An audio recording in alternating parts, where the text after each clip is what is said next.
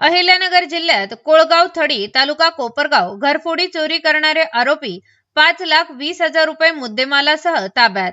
स्थानिक गुन्हा शाखा अहिल्यानगरची कारवाई.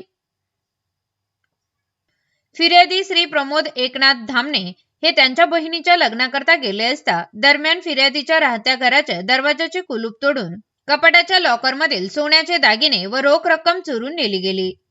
सदर घरफोडीच्या घटनेबाबत कोपरगाव तालुका पोलीस ठाणे येथे घरफोडीचा गुन्हा दाखल करण्यात आला होता.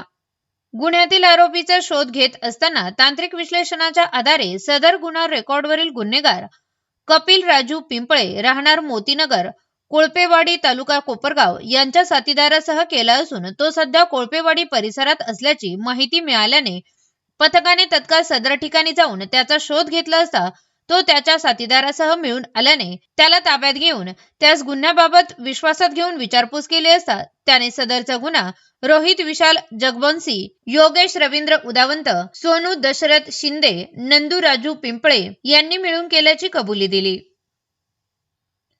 सदर गुन्ह्यातील चोरी केलेला मुद्देमाल आरोपीच्या सांगण्याप्रमाणे 5 लाख रुपये किमतीचे 40 ग्रॅम वजनाच्या सोन्याच्या धातूच्या बांगड्या, 20,000 रुपये किमतीचे 2 विवो कंपनीचे मोबाईल असा एकूण 5,20,000 रुपये किमतीचा मुद्देमाल जप्त करण्यात आला आहे.